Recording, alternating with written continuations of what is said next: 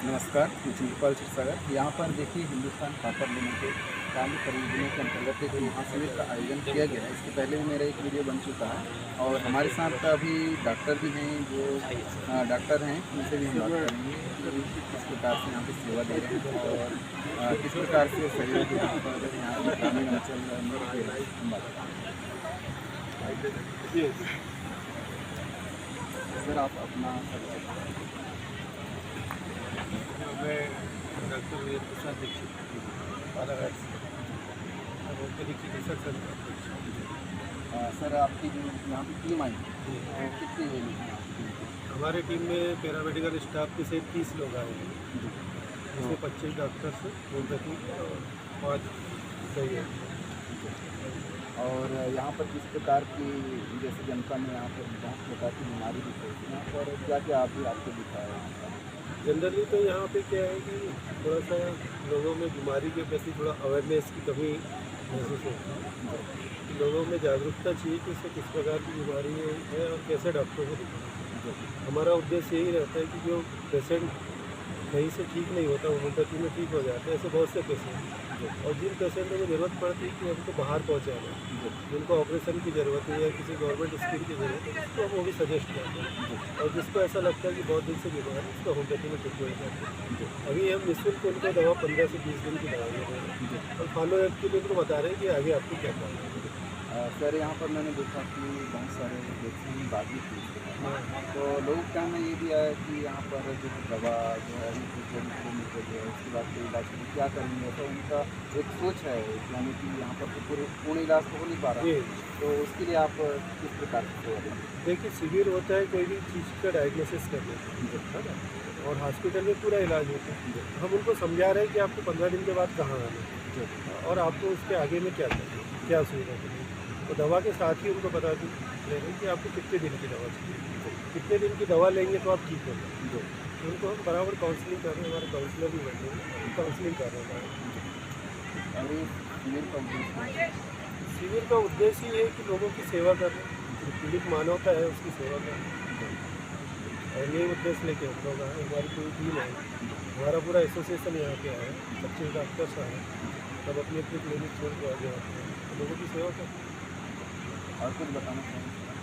और आप बताइए क्या बताइए? आप अपनी डॉक्टर को बताइए कि शिविर का क्या उद्देश्य था? शिविर का उद्देश्य वही था कि लोगों को एक सेवा दें, लोगों को जागरूक करें स्वास्थ्य के प्रति।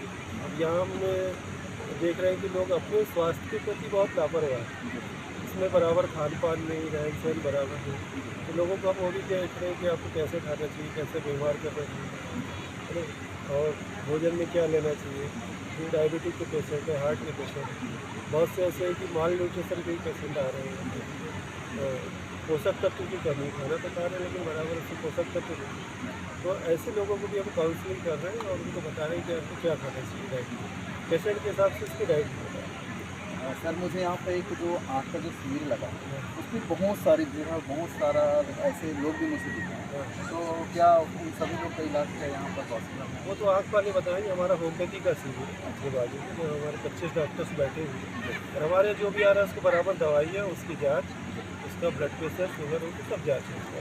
ठीक है सर, धन्यवाद। हमारे साथ शिविर आयोजक भी हैं, उनसे भी हम बात करते हैं। सर आप अपना परिचय बता दीजिए। मेरा नाम डॉक्टर मुकेश ढाटे है और मैं एज ए फिजिशियन और यहाँ पर मलाजखंड कॉपर प्रोजेक्ट के जो CSR फंड है तो उनके साथ एसोसिएट में उन्होंने स्पॉन्सरशिप की है, और RKHIV AIDS and research centre जो है तो इन्होंने इस मेडिकल कैंप की पूरी जिम्मेदारी ली है। और इस जिम्मेदारी को पूरा करने के लिए मैं बॉम्बे से आपके मलाजखंड में आया हूँ। हमने 8 दिन पहले से यहाँ पर गांव-गांव में किसी भी तरीके से अब प्रचार प्रसार का पूरा कार्य किया, पॉम्पलेट्स बंटवाए, लाउड स्पीकर से अनाउंसमेंट करवाया, गांव के सरपंचों को बताया ताकि ज़्यादा से ज़्यादा लोगों को आज की तारीख जो कि 29 मार्च 2025 इसके बारे में जानकारी मिल सके और ज़्यादा से ज़्यादा लोग इस मेडिकल कैंप में आकर के स्वास्थ्य सुविधाओं का लाभ ले सके।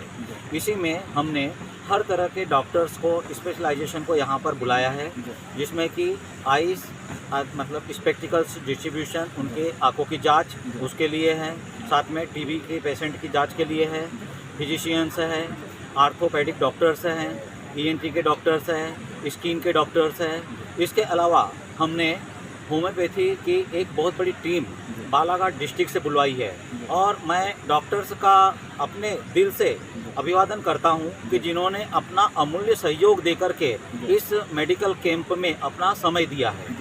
तो इसीलिए मेरा कहना यही है कि यहाँ की जनता से इस मेडिकल कैंप में ज़्यादा से ज़्यादा संख्या में उपस्थित होए और स्वास्थ्य सुविधाओं का लाभ ले। हमारा प्रयास यही है कि आज ये मेडिकल कैंप एक शुरुआत है।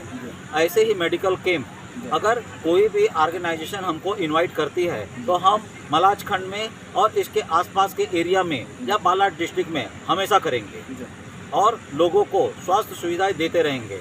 इस मेडिकल कैंप में अगर कोई पेशेंट जिसका कि प्राइमरी ट्रीटमेंट होता है और आगे के ट्रीटमेंट के लिए अगर उसको ज़रूरत पड़ती है तो भी उसके आगे के ट्रीटमेंट के लिए भी हम लोग पूरे तरह से प्रयासरत है और उनको आगे के ट्रीटमेंट के लिए चाहे गवर्नमेंट की सुविधाओं के अंतर्गत हो या प्राइवेट सुविधा हो तो उसमें भी किसी न किसी स्कीम से उनका इलाज करवाएंगे।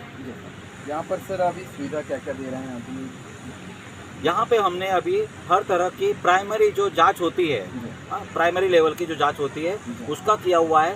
साथ में हमने मेडिसिन डिस्ट्रीब्यूशन का रखा हुआ है, जैसे कि अभी कफ सिरप, आपने एंटीबायोटिक, एंटीस्मास्मेटिक और इस तरह की जो मेडिसिन होती है तो ये मेडिसिन हमने यहाँ पर काफ़ी संख्या में रखी हुई है ताकि किसी भी पेशेंट को कोई भी मेडिसिन की कमी ना पड़े।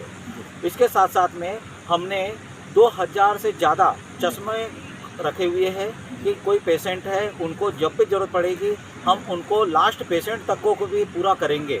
इसके साथ में हमने होम्योपैथिक जो डॉक्टर्स की टीम आई है उनके साथ में भी पूरी तरह से मेडिसिन मंगाई हुई है ताकि किसी भी पेशेंट को हम लोग सबसे ज़्यादा मतलब 15 दिन की दवाइयाँ दे रहे हैं ताकि पेशेंट को रिलीफ हो सके। उसके बावजूद भी अगर पेशेंट को कोई प्रॉब्लम होती है तो हम उसका फॉलोअप का ध्यान भी रखेंगे।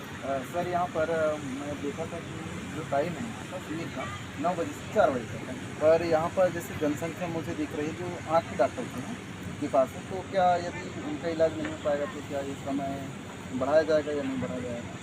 देखिए, किसी भी कार्यक्रम के लिए एक समय सीमा निर्धारित की जाती है पहले से कि ये कार्यक्रम इस समय से इस समय तक होगा। जैसे इस मेडिकल कैंप के लिए आसपास के गाँव का जो सर्वे किया गया था और सर्वे में हमने लगभग 6000 पेशेंट का रखा हुआ था। 6000 पेशेंट के लिए हमने 200 से ज़्यादा डॉक्टर्स को और 2000 से ज़्यादा पैरामेडिकल स्टाफ को यहाँ पे बुलाया था और इतना पॉसिबल था। लेकिन हमारे जो यहाँ पर हमने प्रचार प्रसार किया तो उससे हमें लग रहा है कि काफ़ी संख्या में यहाँ पर लोग आए हैं और इसीलिए हमने डिसीजन लिया है कि ये जो समय है उसको हम थोड़ा आगे बढ़ाएंगे जब तक कि यहाँ का आखिरी पेशेंट भी हम लोग देख न ले तब तक के कैंप बंद नहीं होगा।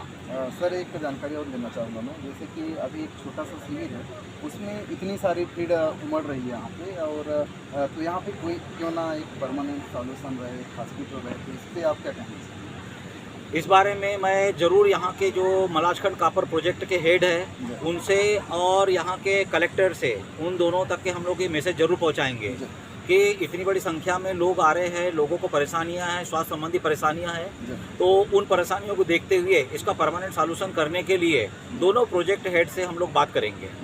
धन्यवाद सर आपका बहुत बहुत। इसी प्रकार के आसपास की वीडियोस के लिए मेरे बिरसा न्यूज़ 1 पे बने रहिए। धन्यवाद।